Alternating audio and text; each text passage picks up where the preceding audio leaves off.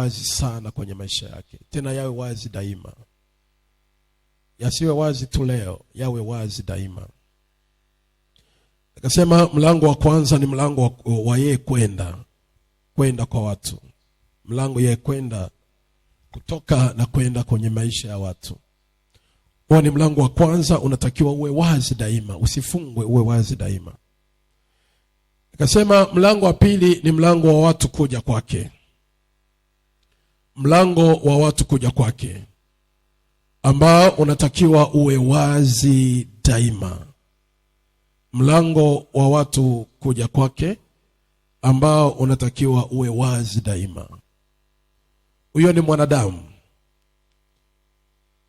Ana malango makuu mawili ambayo yanatakiwa yawe wazi. Mlango ya kwenda, lazima uende utoke, nenda South Africa, toka nenda Dubai, toka nenda Korea, toka nenda Arusha, toka nenda Canada, utoke uende Dar es Salaam, utoke uende mahali ambako ni mahali penye baraka unakoenda.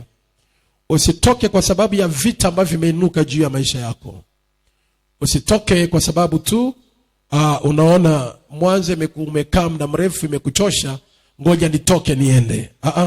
Unatakiwa mlango ufunguke, unahitajika, unaenda kwa ajili ya shughuli za baraka. Kwa hiyo ni namna ambavyo mwanadamu akiwa na mlango wa kutoka atafanyikiwa sana. Pia namba mbili, mlango wa watu kuja. Unajua maisha ya mwanadamu, ukweli usiopingika, anahitaji mtu. Ni vyema mtu anisikilize sana. Maisha ya mwanadamu, ukweli usiopingika, anamhitaji mtu. Unahitaji mtu ama unahitaji watu. Lazima uwe na mtu atakaye kuinua. Uwe na mtu atakaye kupromote juu ya maisha yako. Unajua, sikiliza kwa makini sana. Lazima uwe na watu. Ukiwa mlango wako ukifunguka kwa watu wafifu, ni hatari kidogo kwenye maisha yako. Lazima uwe na maisha ya kujifunza ama kujiuliza, aina gani ya watu wanayekusogelea au wanayekuja kwenye maisha yako. Aina gani ya watu wanayekusogelea au wanayekuja kwenye maisha yako, aina gani ya watu. Na unaenda kwenye aina gani ya watu unayoendea. Ili tuliangalia kwenye kitabu kile cha Isaya. Natamani sana kuongea hii sana. Na natamani sana mtu anielewe sana. Kwa maana haijalishi una upako wa aina gani, haijalishi una elimu kiasi gani, haijalishi una biashara, duka lako limejaa vitu vingi, kama mlango wa kutoka na kuingia umefungwa, utadaiwa mikopo, utaharibikiwa, hautoendelea mbele.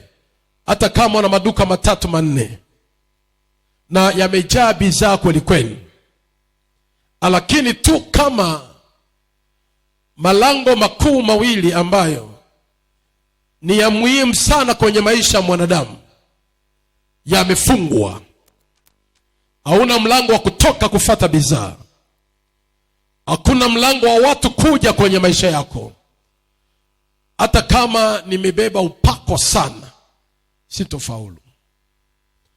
Hata kama nina elimu kubwa, sitofaulu. Hata kama nifanya biashara, mwenye biashara kubwa, sitofaulu. Na ndio maana ukipata hekima ya kuelewa hivi, hii ni neno kuu sana kwetu. Isaya 60 ni neno kuu sana kwenye maisha yetu. Na tuna stickers ambazo tuliwahi kutoa kwa ajili ya malango kuwa wazi. Tuna sticker, nafikiri nitazitoa tena. Isaya mstari wa 60 na ule mlango wa 11. Nafundisha dakika chache sana. Isaya 60:11 tulisema malango yako nayo yatakuwa wazi daima. Malango yako, it means kila mtu ana malango yake. Biblia inatuambia malango yawe wazi? Hapana. Biblia inatuambia malango yako Ina maana wewe malango yako yawe wazi. Wewe malango yako yawe wazi. Mimi pia malango yangu yawe wazi.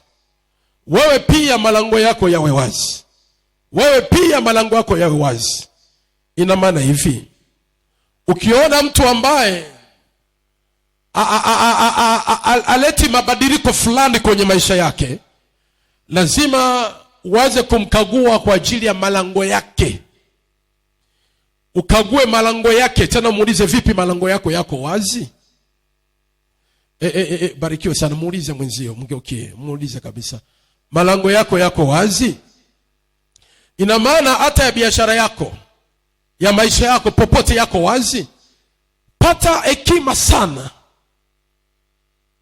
pata ufahamu sana wa kujiuliza maswali ya malango yako. Biblia inasema malango yako yatakuwa wazi. Jiulize sana, malango yako yako wazi? Malango yako wazi upande gani? Wanaekuja kwenye maisha yako. Ina maana wanaekuja kwenye biashara yako, wanaekuja nyumbani kwako, wanaekuja kwenye maisha yako, wanaekuja kazini kwako. Malango yawe wazi. Wewe unapotoka, unawaendea watu gani? Unaenda wapi? Kwa maana atokaye akirudi huwa arudi kama alivyotoka. Kila anatoka kwenda mahali anakuja na mabadiliko fulani, maana kuna lango fulani limefunguka kwake, ameenda. Kwa anapokuja si kama yule tena. Sasa ni vyema kuelewa kwamba malango makuu mawili kwenye maisha ya mwanadamu ni ya muhimu sana na msingi sana yawe wazi kwenye maisha yake, kutoka na kuingia. Kwa hiyo malango yako, Mungu anataka yako, sio ya mtu mwingine. Malango yako yawe wazi daima, hayatafungwa mchana wala usiku. Ina maana yasifungwe, iwe mchana iwe usiku. Sababu yasifungwe ili watu wapate kukuletea utajiri wa mataifa mkato. Sababu ya malango yako yasifungwe ni kwa sababu ya watu wakuletee utajiri wa mataifa. Watu wakuletee. Sikiliza, mimi hata kama ikiisha mwaka na ubiri hili tu, wale wenye roho, wenye upeo wa rohoni wataelewa na wataona ushindi. Yaani nakwambia ukweli, hata ikiisha mwaka nasimamia ile neno tu, maana namaanisha sana hili. Watu, sikia, Biblia inatuambia watu wakuletee utajiri wa mataifa. Niliongea nini maana ya taifa? Taifa ni nchi. Nilisema taifa ni nchi. Taifa ni nchi. Tuko nchi gani? Sauti. Tuko nchi ya Tanzania. Nchi ya Tanzania nakwambia wakuletee utajiri wa Tanzania. Ina maana Tanzania ina rasilimali yake. Tanzania ina rasilimali yake, ina utajiri wake. Tunaanza, rasilimali ya Tanzania namba moja ni ipi? Tunaanza fedha, shilingi, madini. Ukiwa na madini lazima utaenda kuyauza upate nini?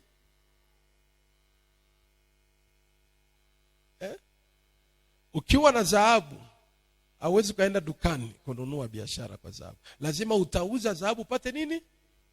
Fedha. Kwa hiyo rasilimali ya kwanza ya Tanzania ni nini? Pesa. Ambayo ni shilingi ngapi kubwa? Shilingi ngapi? 10,000. Sasa jaribu kutani out kwa mwenzio, umwangalie afu muulize, hivi umebeba rasilimali ya nchi ambayo ni 10,000? Mgeukie tu, utanielewa vizuri nataka nimaanishe nini. Sawa? Asikujibu. Maana kuna wengine hapa ana kweli asikujibu. Amen? Asikujibu. Okay, muulize tena, umebeba rasilimali ipi ya Tanzania? Umebeba rasilimali ipi?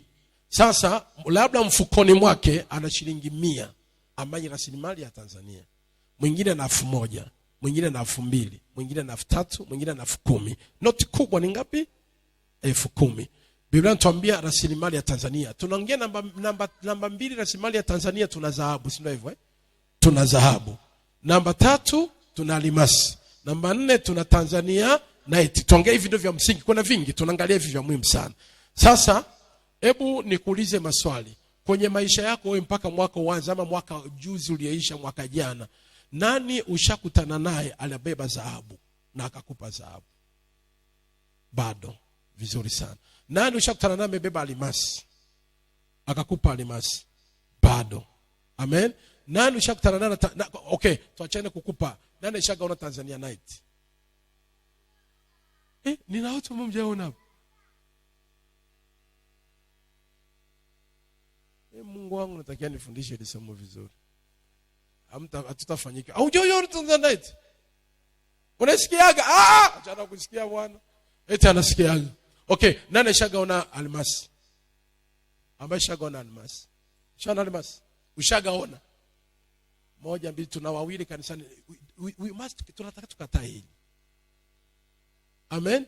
Nani ushagaona dhahabu? Usidanganywe zile dhahabu za Wasukuma ambao wanapata ajali. Wala kuambia eti kuna ajali imetokea, anaongea Kisukuma, nimeokota dhahabu, anakutapeli. Hapana.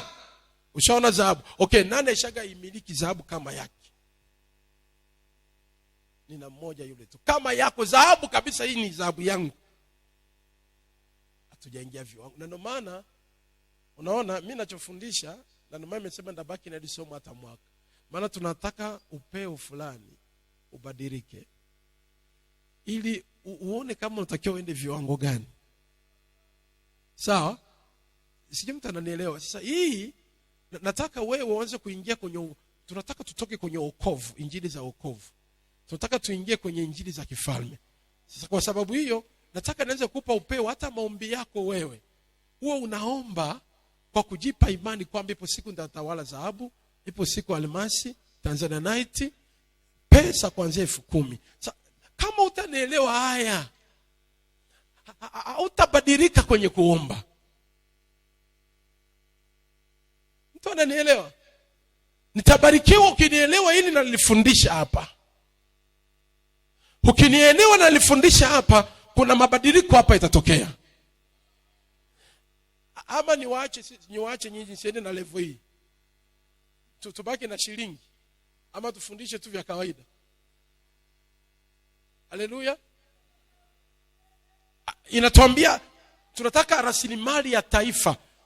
Unaona wewe mwenyewe, unaona wewe mwenyewe ni Mtanzania lakini hauna rasilimali ya nchi yako.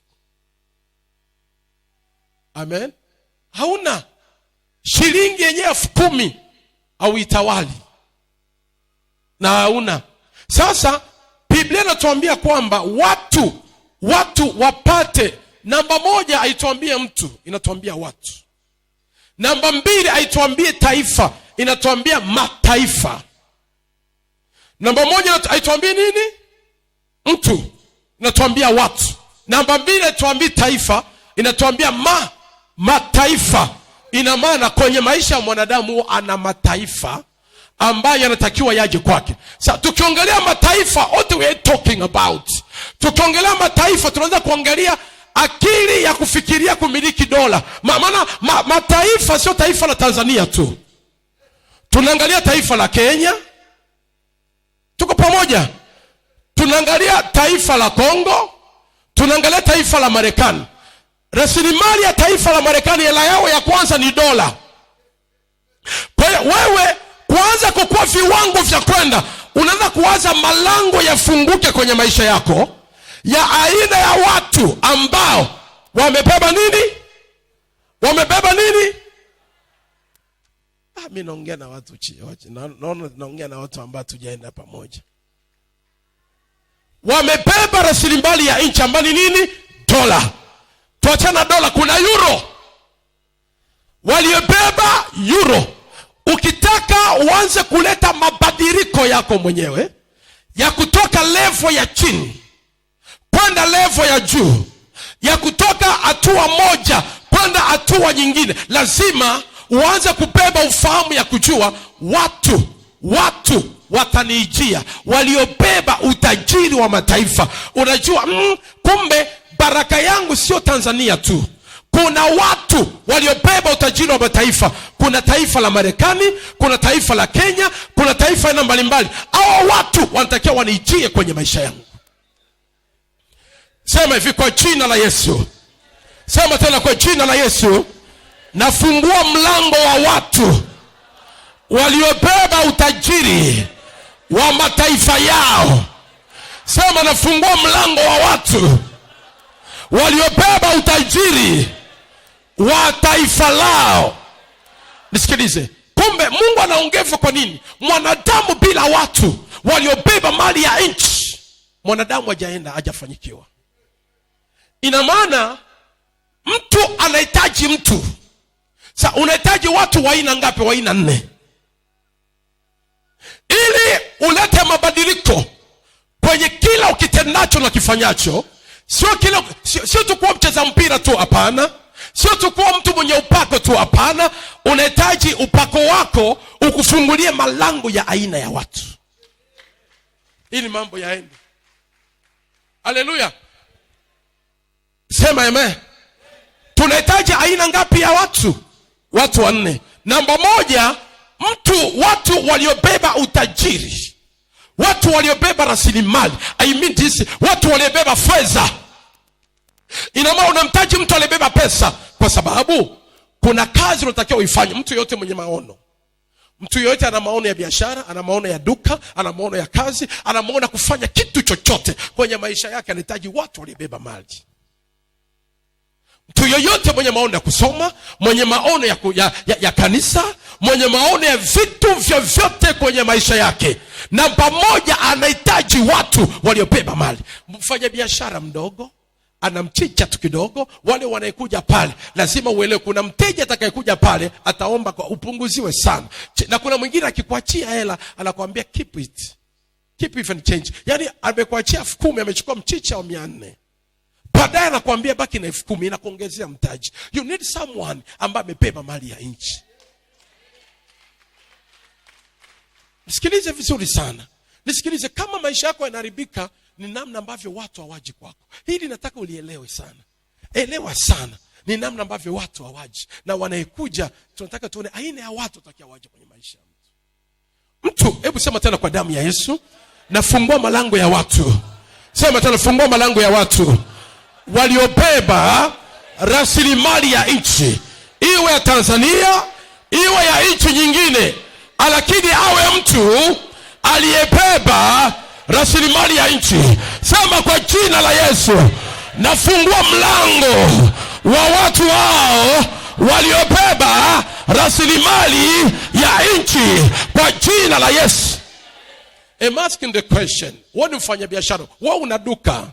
Unajua nimefika kwenye duka ya huyu ya mzee wangu hapa by surprise. Kwanza sikujua ni kwake pale. Sikujua ni kwake. Nilikuwa napita tu kuulizia mambo haya mavigaya, matarizi haya. Napita tu naangalia nikasema hii nilipopita nikamkuta nikasema wewe ndo duka lako? Nikamwambia ina shida. Nikamwambia kuna shida. Si ndio hivyo? Nikamwambia hii duka ina shida. Nikamwambia tu una shida, kuna shida naiona hapa. Ghafla nikamwambia una mafuta ya upako. Msipona kusema mafuta ya upako. Nikamwambia mafuta ya upako nifanye kitu hapa. Maana niliona huyu malango is problems. Sikiliza vizuri, nikamwambia kuna shida. Ni kweli atapata uhaba sana ya watu kuingia. Sasa sikiliza, watu wanakuja. I came there to ask. Nimekuja kuuliza. Sijabeba hela juu yako. Sasa lazima uelewe, kwa mfanya biashara una duka haitoshi kwenye maisha yako. Wanaekuja mle ndani watu. Kuna wengine wanakuja kuuliza tu, hana hela mfukoni. Hauhitaji mtu wa namna hiyo kwenye maisha yako kama mfanya biashara. Kuna mwingine anakuja anataka akope. Hauhitaji mtu wa namna hiyo. Kuna mwingine anakuja anahitaji kupiga story. Mtaongea, mtacheka. Mwingine analeta na umbea wa kanisani na ambao mnapeleka kwenye maofisi yenu. Unajua baba siku hizi mnaongea hapo, anazidi kuilani ardhi. Baadaye unaondoka. Hajaja mtu mwenye rasilimali ya nchi au tafaulu. Sijui naongea na Mkristo ambaye anaelewa anachokifundisha. Amen. Kwa hiyo unaduka tu, na tunajua unaduka mjini, tunajua unaduka Makoroboi, tunajua unaduka Mkolani, unaduka Buongo, lakini haina malango ya watu kuja waliobeba rasilimali ya nchi. Kwa sababu hiyo utakomba ili kutoa, kwa sababu hiyo utalia shida. Kwa nini unalia shida? Malango ya watu waliobeba mali ya nchi hamna. Unapata upeo gani namna ya kuomba? Na ndio nataka unielewe hapa. Sasa usipojua siri hii kanisa, ndaumia. Watu baki wa mbali wanielewe na wafanyie kazi. Nyinyi ambao ni wanangu msielewe limuende. Unajua kuna watu wengine wanafika viwango hawaombagi tena hela ya Tanzania 10,000 ya nini. Yeye anaomba dola, anaomba euro, anaomba dhahabu, anaomba almasi. Shilingi haombagi tena. Fika kiwango, anza kuona kwamba anaikuja dukani kwangu sio mwenye hela ya shilingi, basi aje Mchina mmoja kuconnect kwenye biashara kubwa. Kwa hiyo siri kubwa inabeba hapa kwenye Biblia. You must understand me what I'm talking to you. Sema amen. Kuna mtu anataka aende zaidi? Kwa hiyo hapa tunaona mlango kifungwa, mtu anakuja kwako hana kitu. Hana kitu. Ni mlango umefunguliwa, alikuja dukani hanunui bidhaa ya dukani. Na upo dukani, wako pale kwa ajili ya mteja aje aliyebeba hela. Sikiliza, unauza biashara 10,000. Mfano unafungua saluni yangu Baba Shop. Baba Shop kiwango chake nanyolea 10,000. Na nimekopa mkopo benki kwa ajili ya kuweka Baba Shop. Nahitaji kila anaingia pale afanye 10,000, lakini Baba Shop anaingia mteja ambaye anataka anyolewe kwa shilingi 1,000. Anyolewe kwa shilingi 2,000. Hii Baba Shop haitaendelea. Maana mlango wake ni watu ambao hujabeba rasilimali ya pesa ambayo inafaa kuinua Baba Shop. Hivi naongea na mtu, Mungu wangu.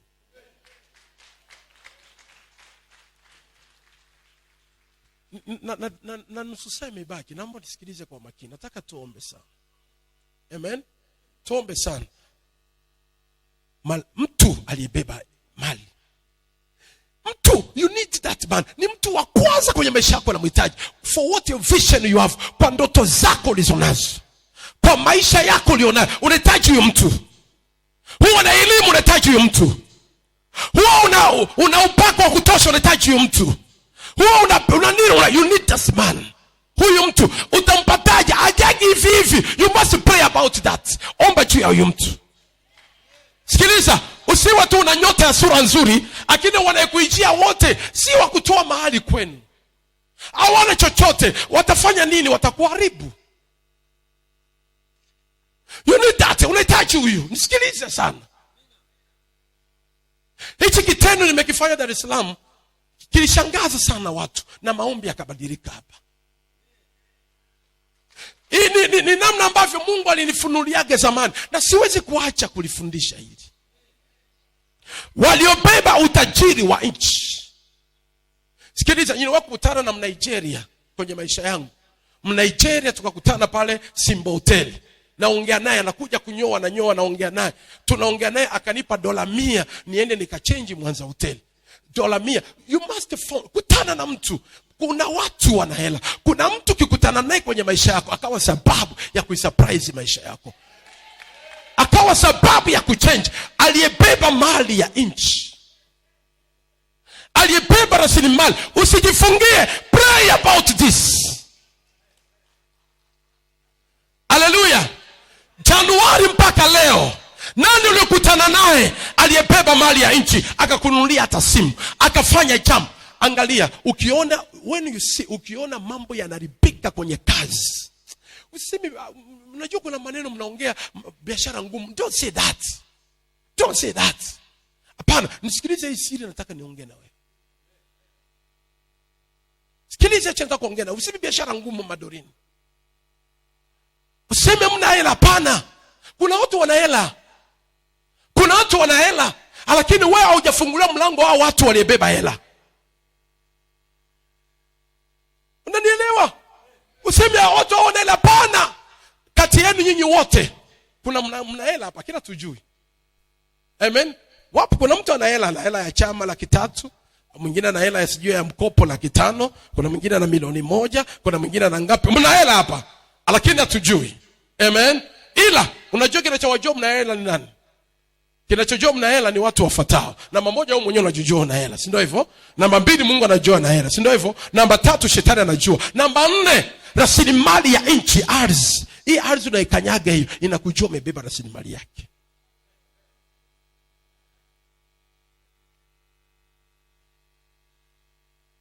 Hiyo ardhi ambayo ikanyaga inajua kabisa huyu amebeba rasilimali yake. Inajua. That's why tunaweza tukaomba kwa kuiongelea ardhi aliyebeba rasilimali ya nchi. Hiyo ni lango la muhimu sana kwenye maisha ya mwanadamu. Haya malango ndayataja wiki ijayo, maana sitaki nichukue, nataka kuna vitu nataka nifanye juu yako. Angalia sana. Ukiona mambo yanakataa kwako, ukiona mambo yanaribika kwako, usemi watu hawana hela. Hapana. Hapana. Bwana Yesu, maisha yangu nayajua. Na wote ambao umewainua ili wawe sababu ya kuleta mabadiliko juu ya maisha yangu, unawajua wewe, awe mwanamke awe mwanaume. I want to prophesy something here. Sasa mgeukie mwenzio mwambie hivi, katika malango yako ya watu kukuijia, ni malango ya aina gani ya jinsia ambayo inakuja sana kwako kuwa baraka juu ya maisha yako? Mtajanielewa. Mgeukie mwambie hivi, katika malango ya watu kuja, lazima uelewe katika dunia kuna jinsia ngapi? 2. Jinsia ya kwanza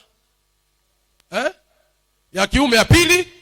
Sasa katika hayo malango mawili, jinsia ipi ambaye Mungu ali kwa sababu ya kuwa blessed juu ya maisha yako?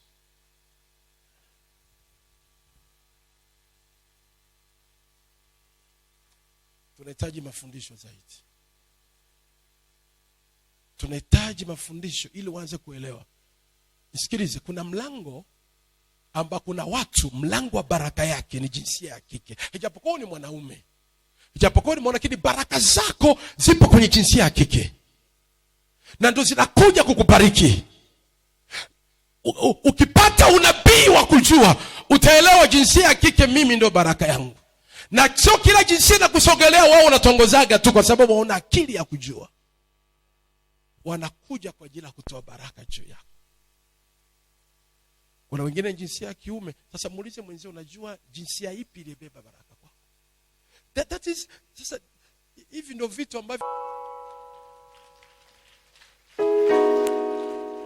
sasa na wewe kuna jinsia ambayo ni baraka yako, na kuna jinsia ambayo ukikutana nayo lazima ikuharibu. Kuna jinsia haikupi hata 100 lakini itakufanyia tofauti. Hata ukiibariki sana, baadaye itakugeuka. Na kuna jinsia ambayo yani wewe hauna haja kuongea sana, itakubariki tu, haijalishi ni ipi. Haya malango ukianza kuelewa na ukajua na ukafahamu, ni upeo wa wewe maisha yako ya tofautiane na watu wengine.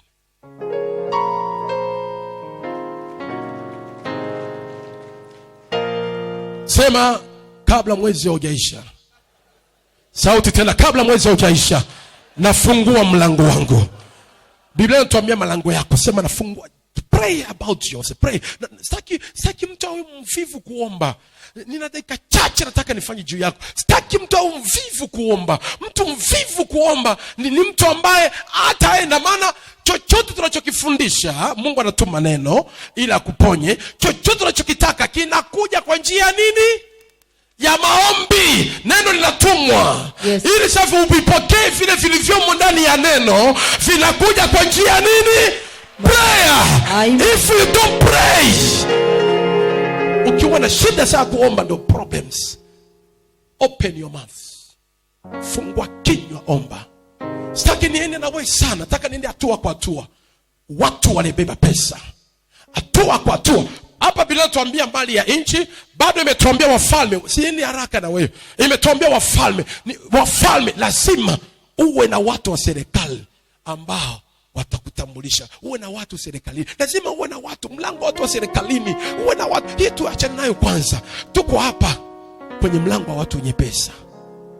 Baadaye tutakuja kwenye mlango wa kufunguka. Lazima ufahamiana hata na mkuu wa wilaya.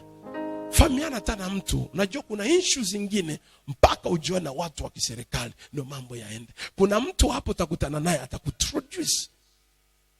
Haleluya. Yesu huduma yake singefaulu mpaka wanawake 4 walimhudumia Yesu kwa mali yao. Yesu alikuwa na nyota ya wanawake Yesu alikuwa na nyota ya wamama. Maana waliyemnyosha maji ni wamama. Waliyempaka miguu ni wamama, mafuta miguu ni wamama. Waliyemhudumia wanawake walitaja wamama. Mlango wa mama ndio ilikuwa baraka, lakini wanaume Yuda aliiba mali. Hii inawezekana hii. Petro alimkana, lakini Mariamu alikubali kwenda naye mpaka msalabani. Mgeukie mwenzio mwambie mlango wako ni mwanaume mwanamke.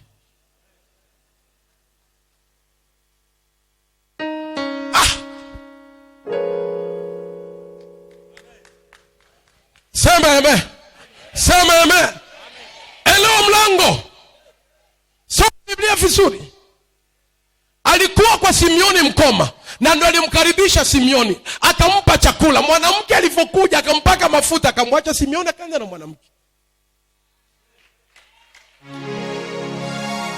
Akaenda naye mpaka kwa Lazaro. Kuwa rafiki wa Lazaro ni kwa sababu ya huyu Mariamu.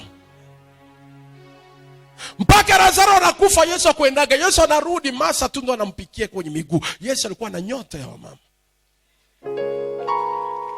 Sasa mgeukie mwenzio mwambie mlango akifunguka utaomba jinsia gani, ya kike ya kiume, mpaka utabirie uelewe jinsia yako ni ipi ya baraka.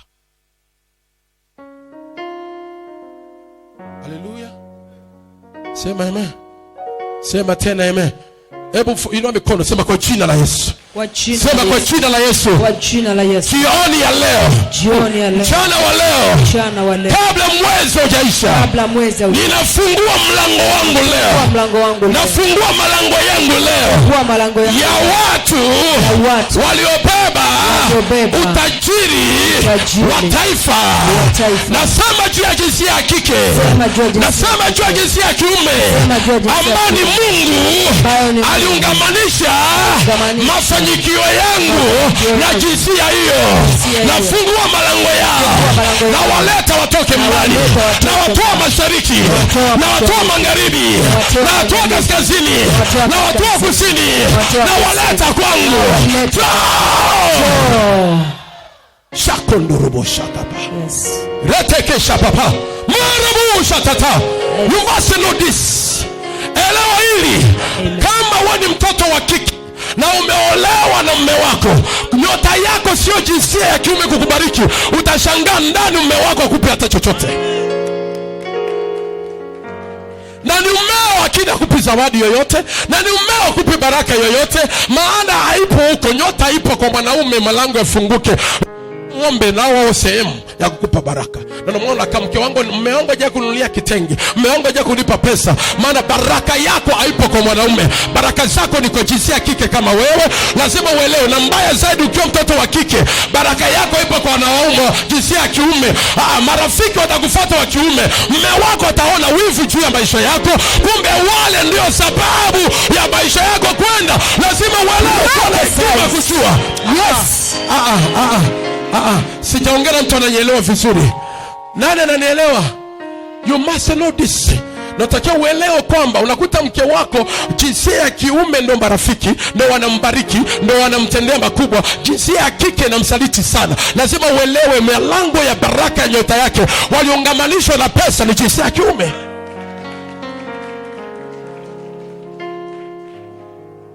Hii itakuwa ngumu kidogo kuelewa. Haleluya. Unashangaa mume wako ni jinsia ya kike tu. Mama usife wivu, tulia kidogo. Unajua, unakuta mama tulia, mimi hawa hata si chochote, lakini wanaleta, maana ndio baraka iko kwao.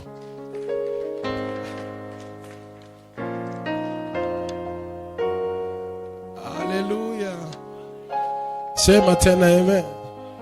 Sema amen. Usipoelewa hii, mke wako mtagombana sana.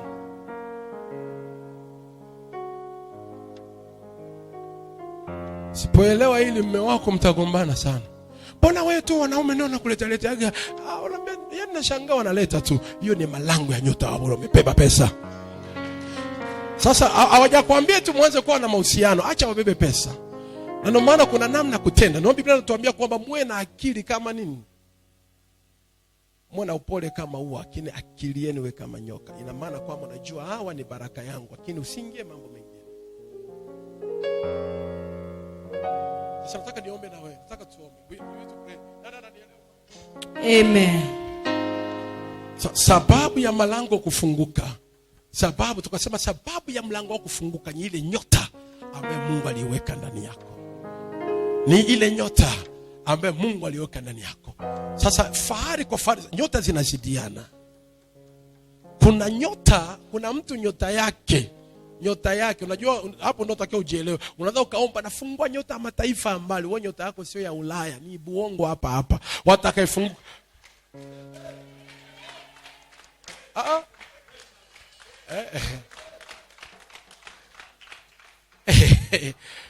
Sijaongea mtu. Usianze kufungua, nafungua Marekani. Nafungua watu walibeba Marekani. Wewe ni Sengerema, inakuja Ukerewe, ikitoka Ukerewe inakuja Nyamongoro. Kutoka Nyamongoro inakuja Bongo. Ndio mlango wako. Kwa hiyo wewe sasa, lakini sio mbaya. Kila mtu ana mafanikio kwa sehemu yake. Your position ambayo Mungu amekuweka itakufanyikisha tu. Usiona haja ya kusema jamani mbona mimi hawajagi wa kimataifa. Hiyo nyota ipo kwako. Kuna wale wenye nyota ya kimataifa. Mwenzio mkitembea njiani unashangaa mwanaume kutoka South Africa ndo anamsemesha. Hata kama juu Kiingereza kina na nyota hiyo. Yaani akiongea Kiingereza anajibu Kisukuma, haijalisha na nyota ya kimataifa. Naomba ionekane leo kwa jina la Yesu. Ionekane kwa jina la Yesu. Oh yes. Ionekane kwa jina la Yesu. I receive. Kabla mwezi hujaisha. Amen. Natabiri ya maneno juu ya watu wa Mungu. Kabla mwezi hujaisha. Amen. Ile nyota ya kimataifa. Yes. Ionekane juu yako jina la Yesu. I receive. Ningeona watu wakisimama wakisema naipokea hiyo. Naipokea hiyo. Take it in Jesus name. Haleluya. Na hapo ndipo haijalishi, hebu ka kidogo. Na hapo ndio haijalishi umezaliwa wapi.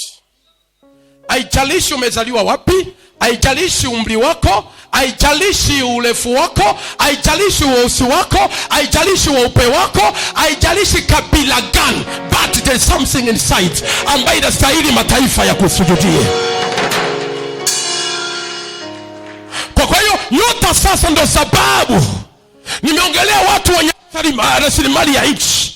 Sasa kuna watu nyota iliyomo ndani. Nini maana ya nyota? Nilifundisha nyota ni kitu ambacho Mungu anakiweka ndani ya mtu. Kuna kipaji, kuna kitu ambacho Mungu anakiweka ndani ya mtu. Kile kitu ndo sababu ya biashara iende, kile kitu ndo sababu ya kuheshimiwa, kile kitu ndo sababu ya malango yafunguke atoke aende mahali pengine, kile kitu ndo sababu watu wamfuate, kile kitu ndo sababu ya hazina iliyopo gizani ifunguliwe, watu wailete juu yako. Haijalishi ni mtoto wa nani, hapana, lakini nyota iliyomo ndani inalazimisha walioko mbali waje. Walioko mbali walete hazina yao.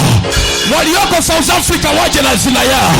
Walioko Marekani waje na hazina yao. Walioko Ukerewe na wao waje na ndaga zao. Walioko Sengerema nao waje tu hivyo. Ni nyota ambayo inakombaini mataifa yote. Naomba mwezi kabla hujaisha, maisha yako hayo malango yafunguliwe kwa jina la Yesu. I receive in Jesus. Amen. Nyota ndio sababu sasa ya malango kufunguka. Namaliza na dakika 3 namaliza niombe na wewe. Namaliza ndio maana wiki itakuwa baraka. Jumanne na Alhamisi mpaka Jumapili itakuwa baraka. Mungu angebakiza dakika chache. Namaliza. Sikiliza. Nyota ndio sababu ya malango. Unasema biashara ngumu, nyota yako imeshafungwa. Usi biashara ngumu. You may think about it. Unajua nyota inakaa wapi? Elewa hili. Nyota inakaa wapi? Nyota inakaa ndani ya nafsi. Sasa lazima uelewe biashara ngumu, kuna nafsi imefungwa, alafu nafsi nyota ikafunga, malango yakafungwa. Sikiliza hii. nafsi imefanyaje? Imefungwa. Ile nyota ya biashara, ile nyota ya kupewa, ile nyota ya watu kuja, ile nyota ya kukubalika imefanyaje? Imefungwa. Baada ya nyota kufungwa, malango yamefanyaje? Yamefungwa. Unakaa dukani mpaka unakoroma.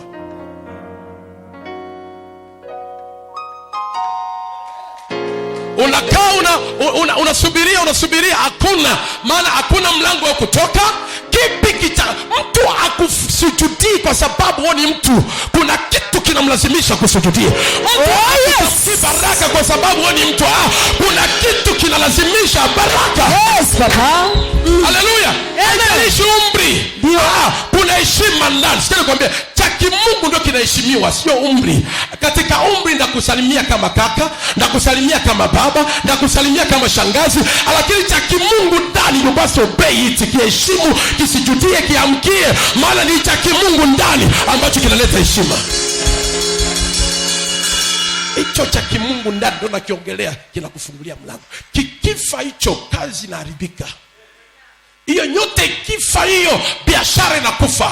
Utasema biashara mbaya. Naenda kukupa mkopo. Usikope mkopo kama nyota haijafunguliwa.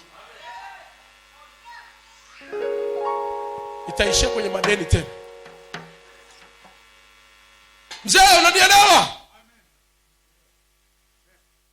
Paka tufungue. Nyota ikionekana, haijalishi uko palini. Hebu tufungue Mathayo alakalaka twende. Alakalaka twende. Nyota ni sababu ya malango yawe wazi. Alakalaka twende. Alakalaka imebakiza dakika 17 hapa. Mtashiba tu. 17 imebakiza hapa. Kuna vitu vya msingi nataka mtu anielewe. Poko shakanda rabo sheketa papa. Fungua Mathayo. Fungua Mathayo. Usihangaike, hii ni siri kubwa. Usihangaike, jamani, hali ngumu, biashara ngumu. Watu wana pesa, lakini chochea nyota. Ikipokea mngao, hao watu utawaona watakuja. Usiseme biashara ngumu, hapana. Chochea nyota. Nyota ikianza kuonekana, watakusamini, watu wataungana na wewe. Na ndio maana Mungu akasema wewe ni chumvi ya dunia. Nyota ikiwa na nuru, unakuwa ni chumvi ya dunia. Ukiwa chumvi ya dunia, lazima watu waje waungane na wewe. Mataifa watakuja ungana na wewe. Yes. Raposha kanda rabosha. Sikiliza, kitachokutoa hapa ni nyota. Kitachokupandisha ndege ni nyota.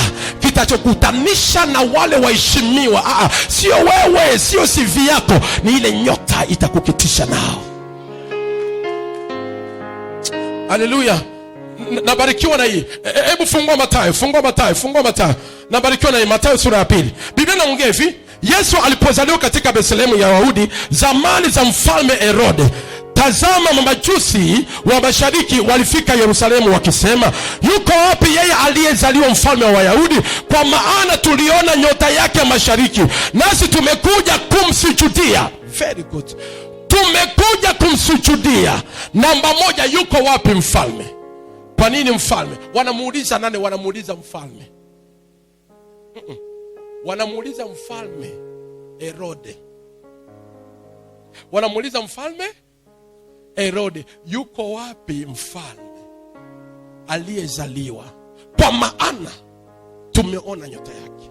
Unaona, nakuja dukani nauliza ili duka lipi ambalo linauza hardware, na wewe ni duka lako la hardware. Nataka simenti, si hapa. Kuna mtu tunamsikia sana, kuna mtu anasikika sana, nataka mtu fulani. Utajisikiaje na wewe unauza hardware na simenti ile? Nyota imeziba,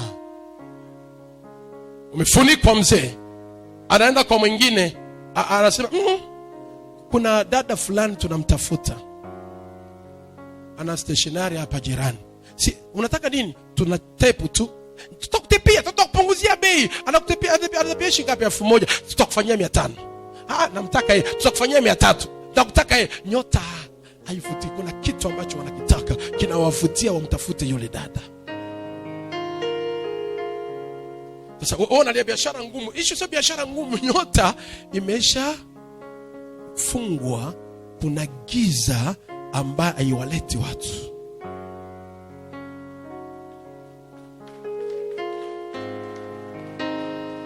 Biblia inaongea vizuri.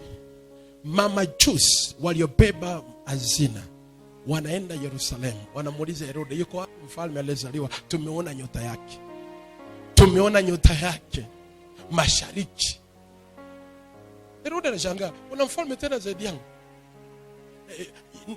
Wewe ni mfalme na yeye ni mfalme. Shida ni moja, nyota yako na yake ni tofauti.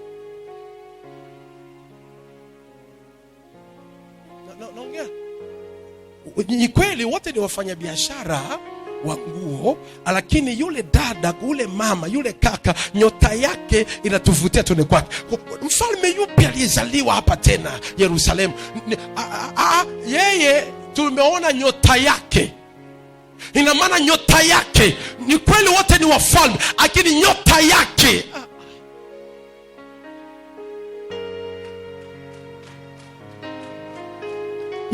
afu wanaongeaje? Tumekuja ili kumsujudia, tumekuja kumsujudia. Tumebeba hazina zetu.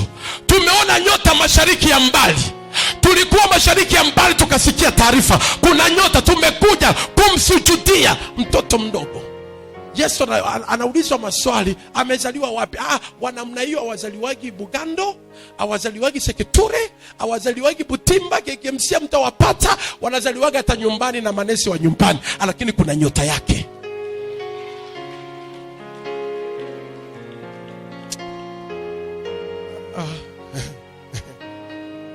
Ukianza kukuta mambo yanaharibika, biashara mbaya, mambo yaendi, usiangalie kwamba hali ya maisha ya watu, anza kujikagua. Nyota inafanya kazi, nyota inalipa, nyota inaonekana, nyota inakuletea. Ukianza kuona ifingia kwenye maombi ya kufungua nafsi, ombea nyota.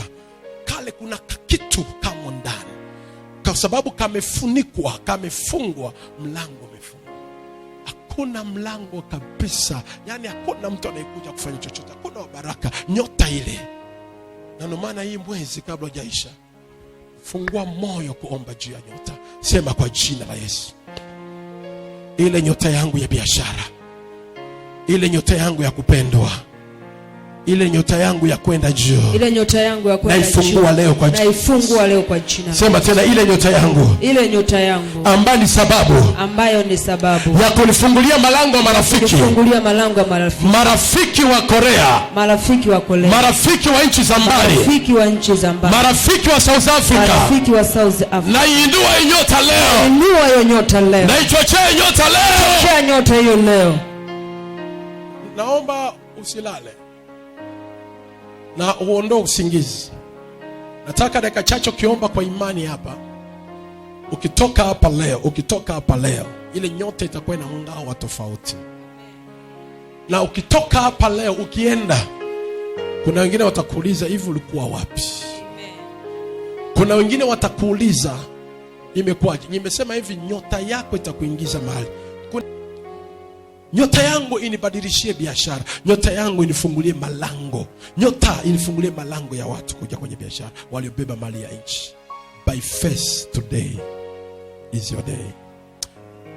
Fuma macho, ukiwa unainua mikono miwili juu, hata kama umekaa, hata kama umekaa. Ritekana rabo shakabarobo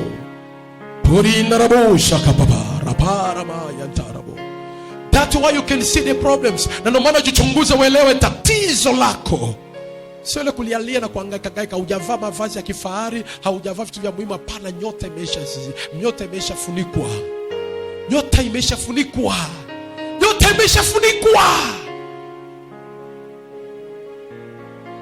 Nyota imeshafunikwa. Na ndio maana ifike wakati, Mungu tusaidie, watu mwanaume na mwanamke lazima nyota zenu zote ziwe active. Sikia nikwambie, mimi nikishindwa nyota yako wewe mama nipeleke. Nisikilize. Ifike hatua nyota yako wewe inipe heshima, inipeleke mahali. Ama nyota yangu mimi ikupeleke sehemu. Tusikae wote tunafunga, yani unafunga tu nafsi mpaka nyota inafungwa. Yani hakuna anayeonekana. Mwanaume akupeleke heshima, yani wivu tu mpaka nafsi ishakafunga, nafsi ishafunga. Yani nyota yake hawezi akapewa hata shilingi 300, hawezi akapewa hata 200. Sikiliza, maisha ya mwanadamu lazima ndani mume na vitu ambavyo vitawasaidia kuwaletea baraka. Kile ambacho Mungu alikiweka ndani yako lazima kiwe sababu ya kusababisha, hata kama mimi sintokuwa sababu ya kuleta kitu ndani, wewe ulete. Sio naongea na mtu ananielewa. Kuna namna mke wako akawa na nyota. Sikiliza, Yusufu alikuwa na nyota yoyote, lakini Mariamu, nyota ya Mariamu, yale manemane, manukato, nini yote Yusufu aliweka mfukoni. Nyota ya mke wake ikampa heshima. Ama naongea na mtu anielewe. Vyote Mariamu amejifungua mtoto, ni mjamzito, amefungua mtoto, ni mzazi. Mamajusi mashariki ya mbali. Unaona watu wa mbali. Mtu hapo, mna nyota ya watu wa mbali. Haujaomba tu. Kuna watu wa mbali. Una gari za watu kutoka mbali. Kuna watu mna mafanikio watu wa mbali. Pray you see it. Ukiona mambo yanafunga, ujue nyota imefunga. Mimi nimefika nikasema hapa haijalishi, lakini nyota ndio italeta heshima. Nyota kilichomo ndani ndio kitanitofautisha. Nataka nyota ionekane, ikufungulie malango. Amen. Sema kwa jina la Yesu. Kwa jina la Yesu. Sema kwa jina la Yesu. Kwa jina la Yesu. Jioni ya leo. Jioni ya leo. Mchana wa leo. Mchana wa leo. Ninaamuru. Kila adui aliyeiba nyota yangu. Aliyefunika nyota yangu. Mchana wa leo. Kila mazabao iliyobeba nyota yangu. Iliyopewa nyota yangu. Ili itumiwe na watu wengine. Naisemesha hiyo mazabao. Mazabao ya kichawi. Mazabao ya waganga. Ninawasemesha leo. Waliobeba nyota yangu. Na kuipeleka kwenye mazabao yao. Mazabao. Achia nyota yangu leo. Nyota ya pesa. Nyota ya biashara. Nyota ya magari. Mazabao. Na kuamurisha leo. Achia nyota leo. Kuna watu hapa nyota zimeshafungwa, zimeibiwa. Ulinajua Mama Msuya anaongea na wewe kwanza, namba moja ni wewe. Sitaki nitabidi sasa hivi. Mama Msuya, najua neema yako ya pesa, najua neema yako ya biashara, najua neema yako ya kufanyikiwa, najua neema yako na namna ambavyo ungetakiwa milango ya kimataifa ifunguke kwako, ufate bidhaa na biashara. Lakini sio yoyote iliyoko leo. Kuna wamama wawili wanafanya vita na maisha yako. Nyota kwenye biashara yako imekufa.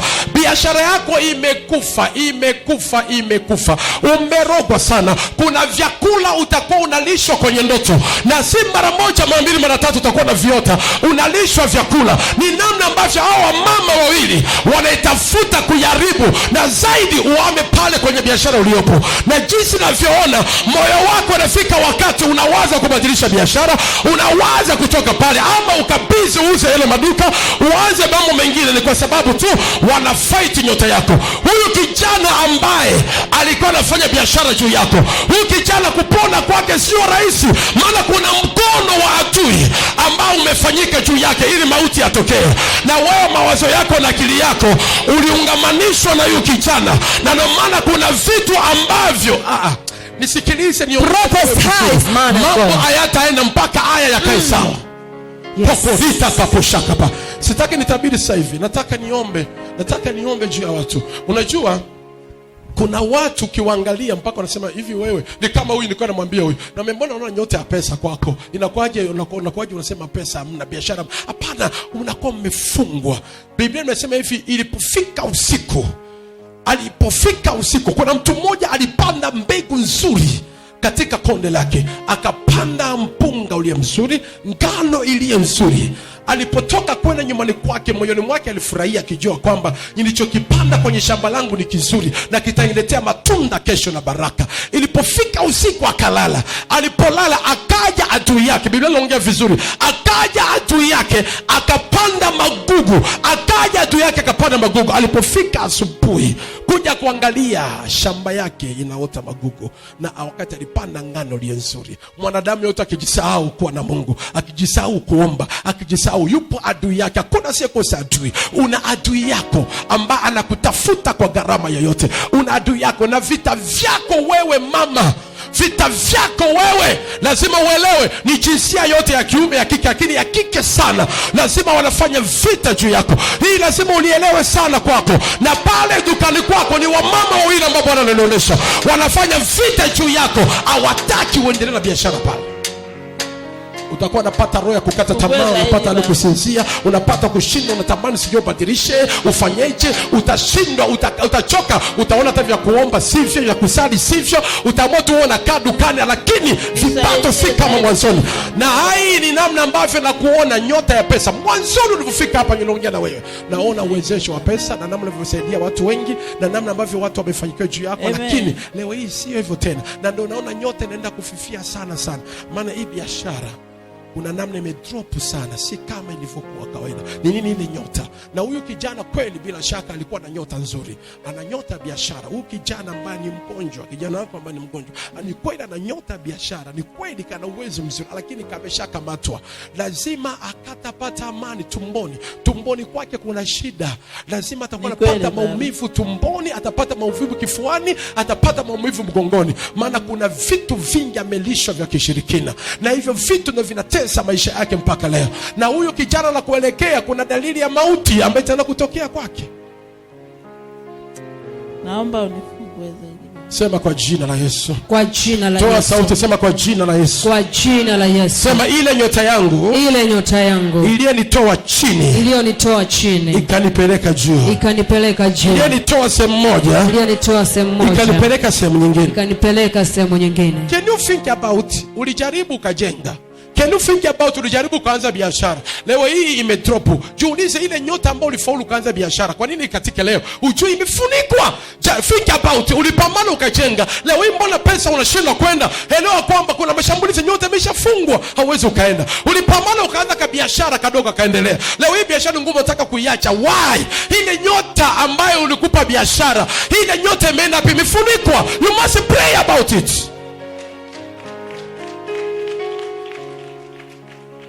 Hallelujah. Pray about it. Usiseme tu mimi nimekata tamaa, mimi nimechoka, lazima niache biashara, lazima. Hapana. Kwa nini mwanzoni ile nyota ilionekana ikakupa neema ya nyumba? Kwa nini ilionekana ikakupa pikipiki? Kwa nini ilionekana ikakupa mume? Unataka kwenye ndoa, kwa nini? Hapana, nyota imefungwa. Lazima uichochee. Kama alikuona akakupenda, kwa nini leo akukatae? Nyota imefunikwa. Lazima uichochee kama mwanzoni akupende tena. Naongea na nani? Poko rabo shapa. Someone can never love you. Hakuna mtu ambaye anataka kupenda bila kuwa na kitu ambacho kilionekana kikavutiwa ndani ya moyo wake, ndio maana akakutamkia I love you.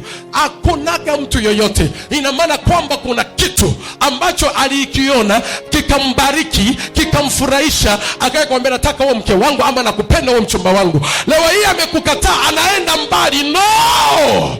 Kuna watu walijua sifa ya Yefta. Yefta alizaliwa na mwanamke kahaba, lakini alikuwa na nyota ya ushujaa. Wakamfukuza Yefta wakijua ni shujaa na ana nyota ya ufalme, akaenda mbali. Baadaye wakajua tuliyemfukuza ana nyota ya ufalme.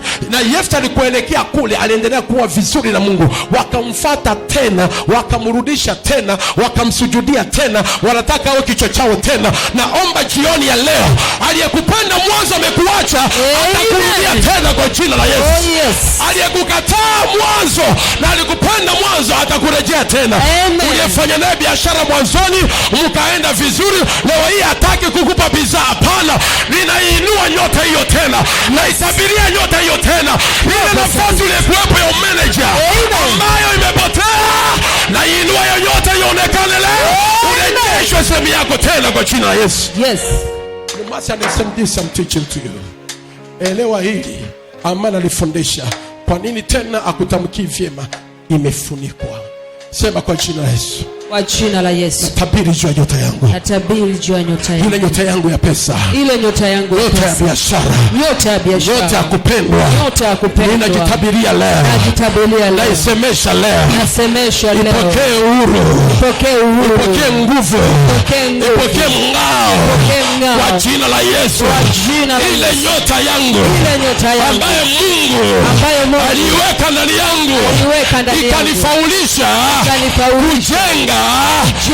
Kupendwa. Kuwa na mavazi. Kununua pikipiki. Kununua gari. Kupata kitu chochote. Leo hii. Naifungua hiyo nyota. Naifungua leo. Naifungua leo. Kwa jina la Yesu. Kwa jina la Yesu. Fungua nyota. Fungua nyota. Sema naifungua. Naifungua. Fungua. Sema naifungua nyota yangu. Na iachilia nguvu. Ipokee nguvu ya Mungu. Pray. Pray. Pray. Simama hapo ulipo, anza kuomba sasa. Fungua nyota yako, Roho Mtakatifu, fungua nyota yako. Omba tu hapo ulipo, simama kila ona sauti. Sisikii sauti ya uombaji. Sisikii unaomba. Pray about it. Fungua nyota yangu kwa jina la Yesu. Nyota ya mafanikio. Hebu fungua tu hapo ulipo. Wewe ni mtu mkubwa, hebu jifungue hapo ulipo. Jifungue tu, jifungue tu, jifungue. Nyota yako ya biashara, nyota ya pesa, nyota ya kupendwa. Hebu fungua hapo ulipo. Fungua tu, fungua tu, fungua tu, fungua tu. Naomba kuchukia tena. Kwa nini biashara ikatae? Kwa nini akukimbie? Kwa nini akutamkie baraka? Kwa nini nyota imefungwa? Fungua, pray.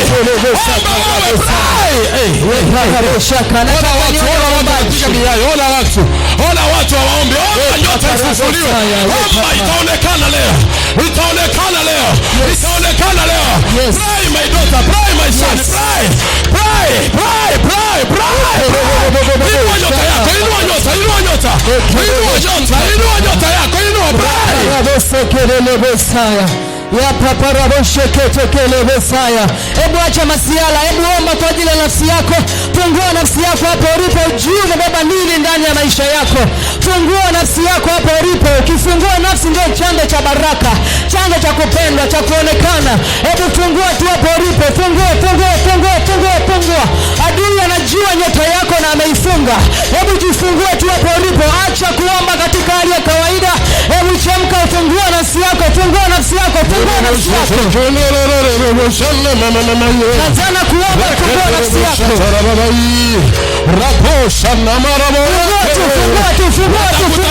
Utakutafuta.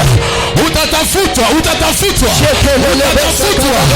Naona unatafutwa tena. Unatafutwa. Watakutafuta. Watakuja. Atakutafuta. Atakutafuta. Pray. Atakutafuta. Pray. Atakutafuta. Naona utatafutwa tena. Pesa na kutafuta. Gari na kutafuta. Nyumba na kutafuta. Omba na kutafuta. Omba, fungua nyota.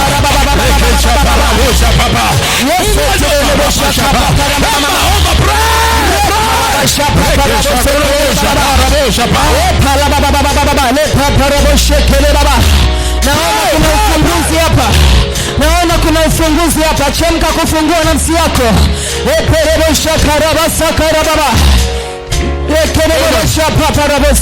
Amen. Amen. Kila mmoja simama. Acha uregevu kuomba. Nikusaidieje? Hatuji kusali kanisani. Tunakuja kumwabudu Mungu aliye na vyote.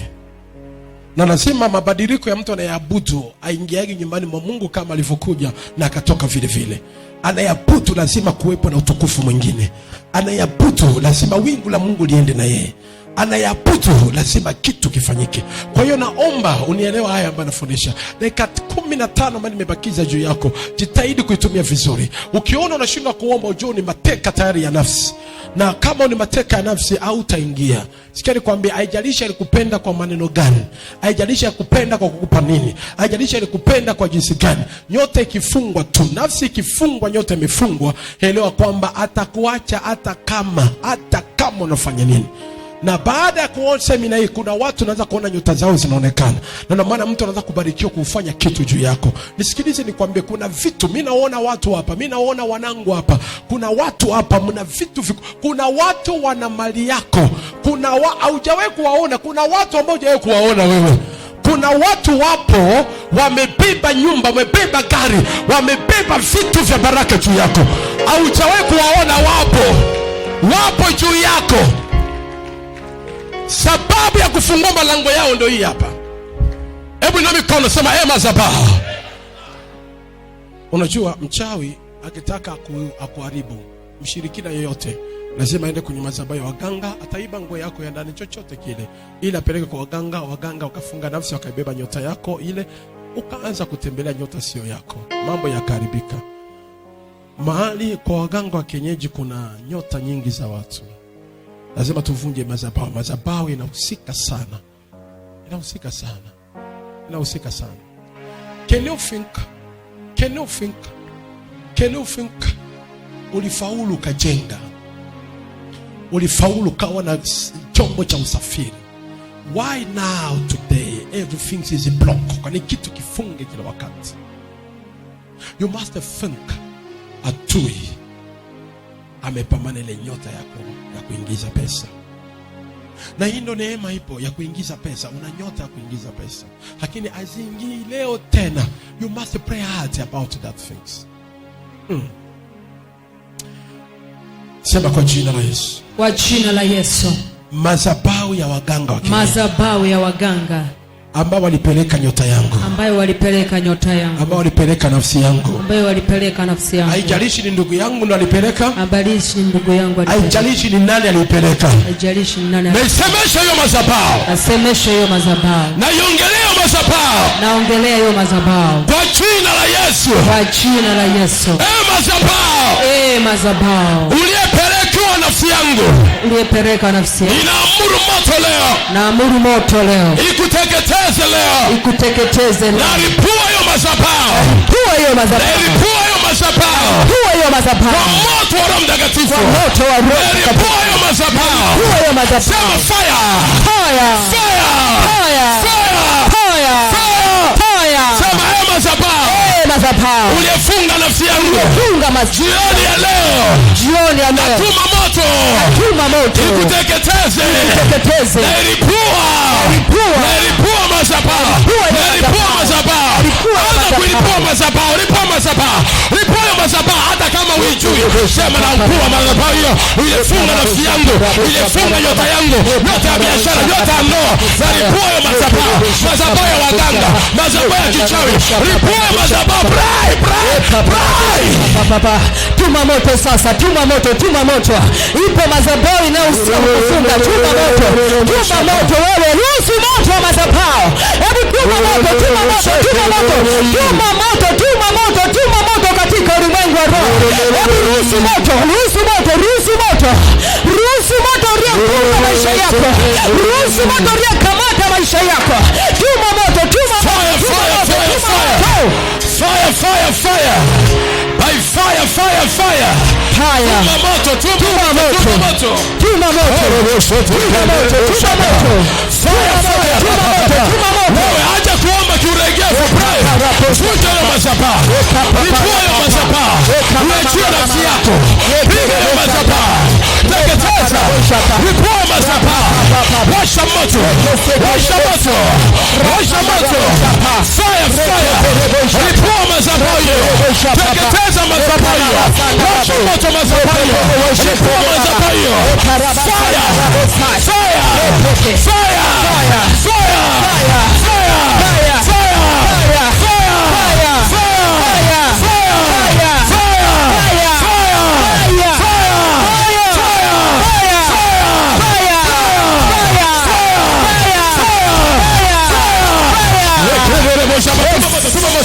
Tuma moto madhabahu, lipua madhabahu, lipua madhabahu, lipua madhabahu, lipua madhabahu, lipua madhabahu, lipua madhabahu, lipua madhabahu, lipua madhabahu, lipua madhabahu, lipua madhabahu, lipua.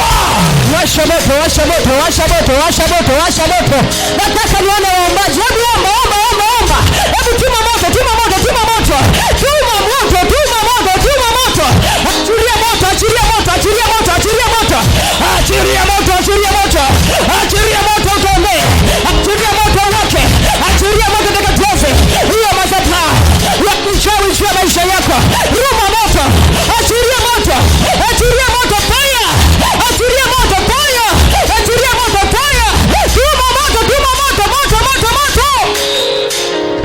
Yes, ina mikono. Ina mikono. Sema kwa jina la Yesu. Kwa jina la Yesu. Kwa sauti sema kwa jina la Yesu. Kwa jina la Yesu. Naisemesha leo. Nasemesha leo. Nyota yangu. Nyota yangu. Popote ilipo.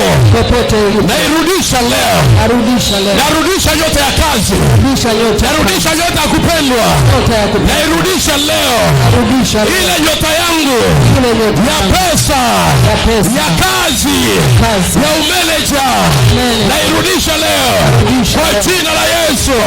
Anza kurudisha, rudisha ile nyota. Rudisha ile nyota, rudisha. Rudisha ile nyota yako ya biashara, rudisha. Nerebosha papa rabosha papa. Nerebosha papa, rudisha. Inda mama rabosha papa.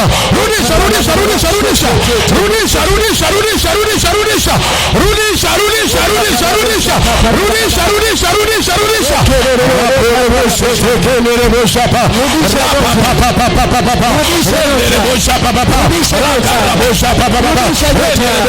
Rudisha nyota yako.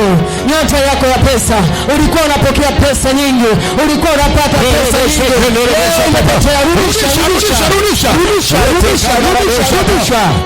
Rudisha mama, rudisha dada. Rudisha.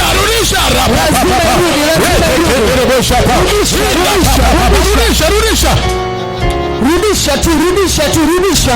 Lazima irejee tena kwako. Lazima ije kwa nguvu tena kwako.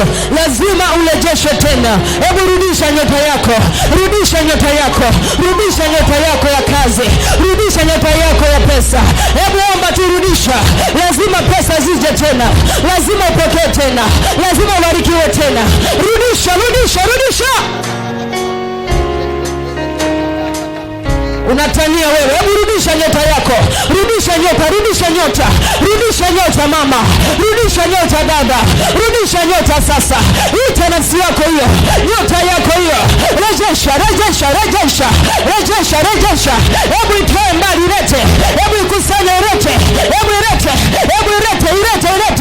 Itoe kwenye madhabahu hiyo. Hebu ikusanye, ilete. Ita. Pray. Inua mikono yako juu. Sema kwa jina la Yesu. Kwa jina la Yesu. Kila aliyelipenda mwanzoni akaniacha kwa sababu ya nyota yangu kufungwa, namrudisha tena. Kazi yangu iliyokuwa nayo zamani ikapotea kwa sababu ya nyota yangu kufungwa. Narudisha kazi yangu leo. Kwa jina la Yesu. Naomba nisikilize, kama uliwahi kuwa na kazi mahali fulani ya baraka, position yoyote, leo haipo tena, unatakiwa uirudishe leo. Kama ulikuwa na mume, mwanaume ama mchumba, na bado unampenda na bado unaona kuna hali akaondoka, unatakiwa leo umrudishe, maana nyota yako si ile ambayo alifanya akakuacha. Lazima urudishe chochote ambacho kimepotea. Rudisha utajiri wako, rudisha heshima iliyopotea. Rudisha heshima. Inua mikono, sema kwa jina la Yesu. Napokea nguvu ya kurudisha.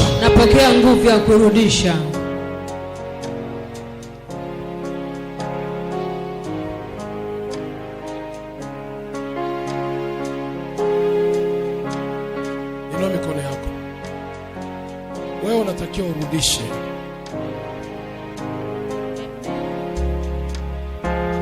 Nikiwa naongea hata kama hujui kuomba, jitahidi tunasema narudisha mahusiano. Sawa, narudisha mahusiano yangu. Natakiwa urudisha hata huyu baba, huyu mtoto, maana naona roho yangu kwa mbali. Rudisha. Amen. Anaitwa nani jina lake ambaye amekuzalisha mtoto? Anaitwa Quilasa. Unataja jina lake kabisa. Anaitwa Amisi Emmanuel Quilasa. Nikiwa nasema narudisha, unamtaja jina, namrudisha. Unanielewa? Kwa jina kabisa, mrudishe, akuhudumie, asimame, kana sawa. Maana ndani yako kuna maisha ya kuwa mbali na watu. Hii ni roho, spirit ya kutengwa. Utashindwa hata kusaidiwa wewe. Utashindwa kusaidiwa na mtu yoyote. No one can give even money, even everything. Hautapewa chochote. Kwa hiyo rejesha uhusiano. Watu wawe karibu na wewe. Wawe karibu na wewe. Mtu asiwe mbali na wewe. Maisha yako yatabeba huzuni na ukiwa. huzuni na nini na ukiwa, rudisha. Omba maombi ya kurudisha. Naeleweka kwa kila mtu? Inua mikono, sema kwa jina la Yesu. Kwa jina la Yesu. Kila kilichochukuliwa kwenye maisha yangu, kila kilichochukuliwa kwenye maisha yangu, kila kilichoibiwa kwenye maisha yangu, kila kilichoibiwa kwenye maisha yangu, kwa mamlaka ya jina la Yesu, kwa mamlaka ya jina la Yesu, kwa nguvu ya nyota yangu, kwa nguvu ya nyota yangu, nakirudisha leo, nakirudisha leo, narudisha leo, narudisha leo, narudisha leo, narudisha leo. Sema enyi uchawi, enyi uchawi, mliharibu kazi yangu, mliharibu utajiri wangu, mliharibu pesa yangu. Jioni ya leo, narudisha heshima yangu. Sema narudisha heshima, narudisha fedha, narudisha leo, narudisha leo, narudisha leo, narudisha leo. Anza kurudisha, rudisha, rudisha mwanangu, omba kwa uchungu wa moyo. Rudisha Renesi, rudisha, rudisha, rudisha meneja wako Renesi, na uona bado uko. Rudisha, rudisha mwanangu, rudisha, mikono yako rejeshe. Rudisha meneja wako, rudisha, rudisha, rudisha heshima yako Renesi. Rudisha, rudisha, rudisha, rudisha, rudisha, rudisha, rudisha, rudisha, rudisha leo, narudisha, rudisha, rudisha, rudisha, rudisha, rudisha, rudisha Renesi, rudisha, rudisha, rudisha, rudisha.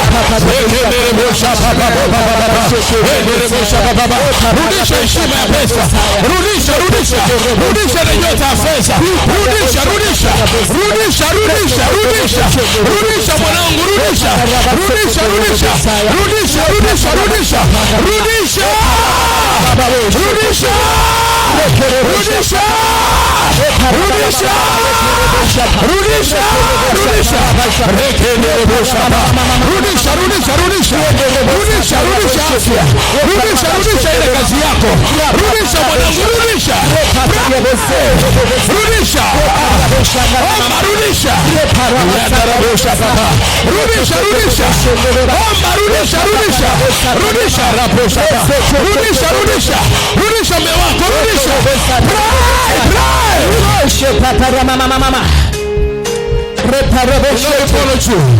sema kwa jina la Yesu, kwa jina la Yesu, kila kilichopotea, kila kilichopotea kwenye maisha yangu, kwenye maisha yangu, na kirejesha leo, kirejesha leo. Rudisha nyota yako mwanangu Efeso. Sema kila kilichopotea, kila kilichopotea, na kirudisha leo, narudisha leo, narudisha leo, narudisha leo, narudisha leo, narudisha leo. Kila kilichoibiwa, kila kilichoibiwa, ama na wachawi, ama na wachawi, ama na waganga, au na washirikina, mchana wa leo, narudisha leo, narudisha leo, narudisha leo. Rudisha, rudisha, rudisha, rudisha afya, rudisha pesa, rudisha heshima, rudisha, rudisha, rudisha, rudisha, rudisha, rudisha, rudisha, rudisha, rudisha, rudisha. Sekerebesha papa, ikorebesha ndaraba sekerebaba, rekaraba sekerebesha kapapa. Rudisha tunyota, rudisha, rudisha, rekaraba sandarabeshe, repapa, rudisha, rudisha, rudisha. Pray to turn it back now. Rudisha, rudisha, rudisha, rudisha, rudisha, rudisha, rudisha, rudisha, rudisha, rudisha, nguvu ya kurudisha, nguvu ya kurudisha, nguvu ya kurudisha, rudisha uchumi, rudisha pesa, rudisha mali yako, rudisha ile heshima, rudisha leo, rudisha my daughter, rudisha, rudisha, rudisha papa, rudisha, rudisha, rudisha, nataka rudisha, rudisha ile nyota wewe, rudisha, rudisha, omba, rudisha, rudisha, rudisha, rudisha, rudisha, rudisha, rudisha kazi, rudisha fedha, rudisha, rudisha ule moyo, rudisha ule moyo, rudisha ule moyo, rudisha ule moyo, rudisha, rudisha, rudisha, rudisha, rudisha, rudisha, rudisha, turn it back, turn it back, rudisha ile neema, rudisha ile fedha, rudisha biashara kubwa, rudisha, rudisha mwanangu, rudisha, turn it back now, rudisha, rudisha, rudisha, rudisha, rudisha, rudisha. rudisha. Rekesha omba. Rudisha. Lazima virudi. Rudisha afya.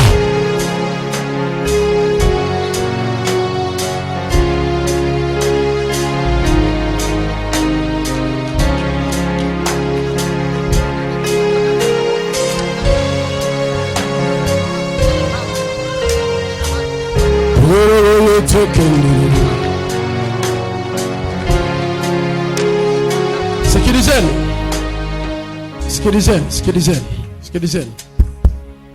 Hatujafanya kazi ipasavyo. Kuna watu hapo kwenye riski sana. Kuna watu kwenye hatari. Lazima tukiwa wazembe tunasababisha hata mauti za ajabu. You must be serious. Huyu dada miaka mingi sana, maisha yake walikata mikono yake. Hii mikono anaitumia sio yake. Walikata mikono yake. Hawezi kawa na kitu cha baraka kwenye maisha yake huyu. Hebu njoo uone mikono, njoo mikono. Hebu piga picha ya mikono. Hii mikono unaionaje? Very danger. Huyu dada, hii mikono inatumika sio yake. Yaani itakuwa sababu ya uchumi kuharibika. Njoo mwana, mguse mikono yako. Huyu aliiba mikono miaka mingi. Na kama yupo kwenye ndoa ni kwa sababu mwanaume anampenda. Hii mikono yake haitaki kubeba chochote ama kushika chochote. Huyu alikuwa na nyota ya pesa. Watu ambao unatakiwa kiwaweka kwenye biashara na biashara ikasimama. Yaani biashara ikawa na wateja wengi, huyu dada na hiyo nyota. Lakini hii nyota waliiba muda mrefu. Unaona mikono? Hebu njoo ushike tuone mikono. One mikono. Shika kabisa vizuri, shika tu yote. Unaona mikono? Wachawi wana vitu vya ajabu. One mikono. Hii mikono ilikatwa kiroho. Sio mikono yake. Na hii itamletea shida ya kiafya. Huyu amewekewa alama ya kufuatiliwa na wachawi. Prophesize. Acha akae. Kama takacha akae.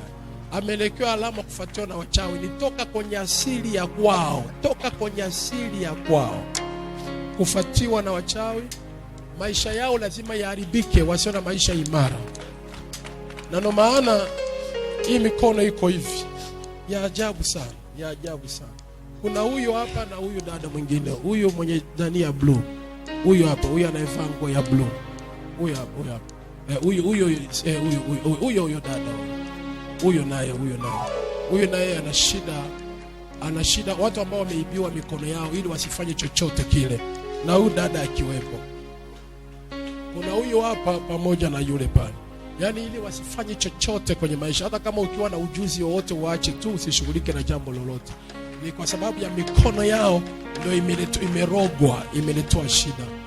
Na ndio maana kuna kitu tutarudisha nyota za mikono. Nyota ya mikono itazidi irudi.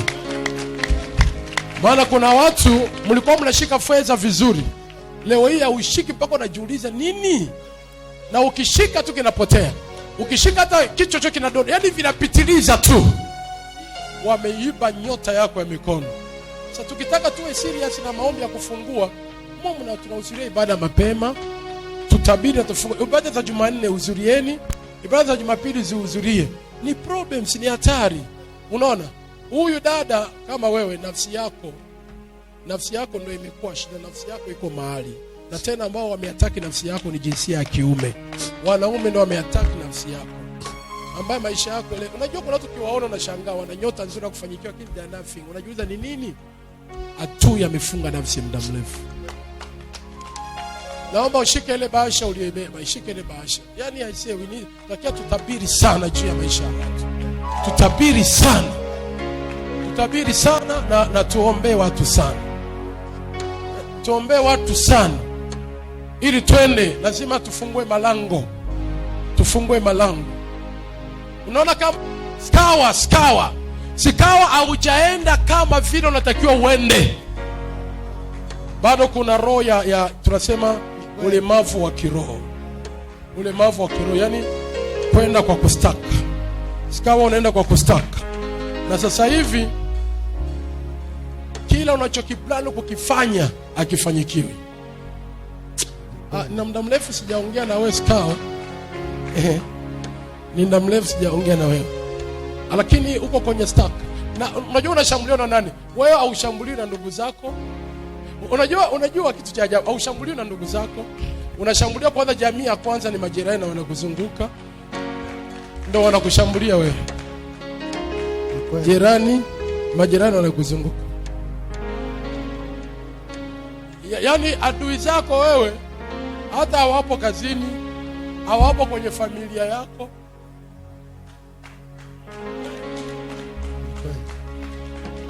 Sasa hivi unastaka. Unajua roho kustaka ni roho ya ulemavu wa kiroho. Yaani unapiga hatua ndogo sana. Yaani hatua yako ni kidogo sana, si kwa kiwango kikubwa. Na wakati wewe, unajua mimi katika watu ambao nilikuwa nikiwaona tokea tukiwa kule, ambao utajidrive gari mapema, tena unawahi kuona gari nyeusi ndio ukijiletea. Lakini yote kustaka ni kwa sababu ya hivi vita vya majirani. Tena mkakaa mahali pengine ambao unakosa nguvu mbaya zaidi. Mke wako sio mwana maombi, wewe mwenyewe sio mpiga majeshi sana. Haya, tabiri sio kutafutia msichana wa kazi awe muombaji ila wasaidie pale. Kwa sababu ni amejenga, kama amejenga wanamletea shida ni majirani, wanamfanya asiende. Plani zote anazipanga zinafeli. Plani zote zinafeli. Kila anachokipanga kinafeli. Ni kweli. Haleluya. Sema kwa jina la Yesu. Kila adui, toa sauti ya mamlaka, sema kila adui anayesimama kwenye ulimwengu wa roho ili kunifuatilia maisha yangu, natuma moto leo imteketeze yeye na familia yake. Sema fire mara 7, fire mara 1, fire mara 2, fire mara 3, fire mara 4, fire mara 5, fire mara 6, fire mara 7, fire. Sema tena fire. Sema kila anayesimama kuniletea vita, kuzuia nyota yangu isionekane zaidi, mchana wa leo natuma moto umteketeze. Ewe mama, ewe baba, kamata moto, teketea leo, pigwa leo, fire.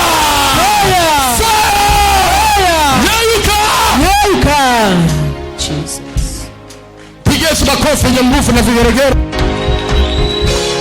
Sikia nikwambia, asilimia ya watoto wangu na waona hapa mna nyota. Asilimia, mimi nawaambieni ukweli, mna nyota. Mimi nilikuwa nakaa na ubiri Dar es Salaam, lakini nasema ni kweli hapa ni Dar, lakini watoto wangu wa Mwanza wana viwango vikubwa. Kabisa moyoni mwangu nasema wana viwango, lakini kwa nini hao move up? Kwa nini? Nasema kweli, nilikuwa naongea, nasikia moyo nasema, na ndio maana nikasema mimi narudi tu kwangu Mwanza. Asilimia nyingi mkisimama kwenye naona kama naviongelea Sikawa. Mtu wa Mungu, nabii wa Bwana Sikawa nakiri ni kweli kabisa, unabii unaotabiri ni kweli kabisa. Kweli kabisa juu ya maisha yake. Yaani ukweli, yaani alichonacho ndani Sikawa na vilivyoko nje kwake ni tofauti na ile nyota ya ndani. Nyota ya ndani ya Sikawa ni nyota, unajua amejumuisha jinsia yote, iwe ya kiume ya kike, yote inatakiwa iwe baraka juu ya maisha yake. Alafu tuachana jinsia kike ya kiume, si tu taifa la Tanzania, hapana, na mataifa ya nje lazima yambariki. Marafiki si tu wa Kitanzania, hata wa nje, hata wa wapi, ni wazungu, ni wa Korea, ni wa China, ni wa Kenya, ni wa nani, wote. Lakini tuulize, kwa nini atui anacheza na nyota? Nafsi anafunga tu nyota ionekane sana kama anavyotakiwa kwenda. Sasa warohoni Ndio maana kwenye hesabu namuona, lakini si sasa, namtazama nyota inatokea. Naona akiangalia, huyu ana nyota kubwa sana, mbona anaikamata? Na ndio inaiona kwa watoto wangu hapa, mna neema kubwa.